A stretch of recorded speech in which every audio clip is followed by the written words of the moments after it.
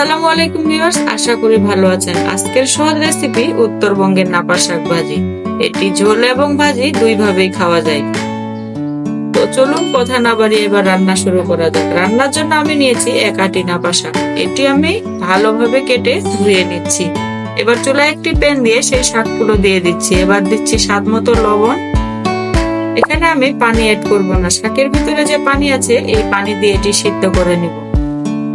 আমার পানি যখন শুকিয়ে এসেছে এবং শাকও সিদ্ধ হয়ে যাচ্ছে প্রায়,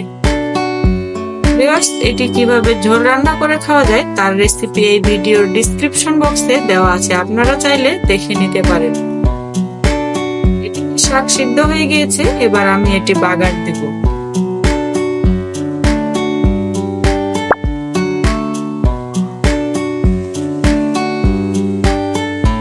শাকটি আমি তুলে নিচ্ছি।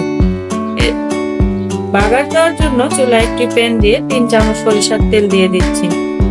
তেল গরম হলে আমি দিচ্ছি একটি পেঁয়াজ কুচি এবং 4-5টা মরিচ কুচি। পেঁয়াজ এবং মরিচ একটু ভেজে নিচ্ছি।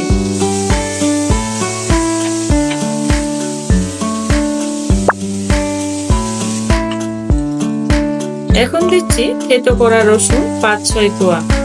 এবার সবগুলো একটু ভালোভাবে ভেজে নিচ্ছি।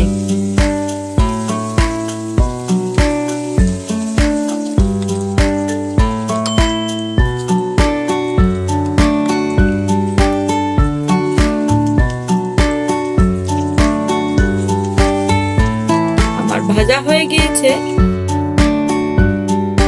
এবার দিয়ে দিচ্ছি সিদ্ধ করে রাখা শাক।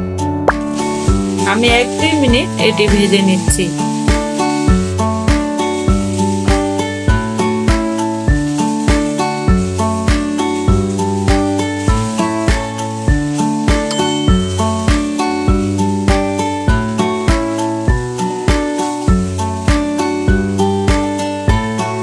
আমি ভালোভাবে এটি ভেজে নিচ্ছি।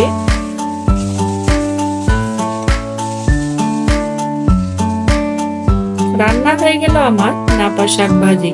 ভিডিওটি ভালো লাগলে চ্যানেলটি সাবস্ক্রাইব করে সাথেই থাকুন। আজ তাহলে এ পর্যন্তই রইল, আবার দেখা হচ্ছে নতুন কোনো ভিডিওতে। আল্লাহ হাফেজ।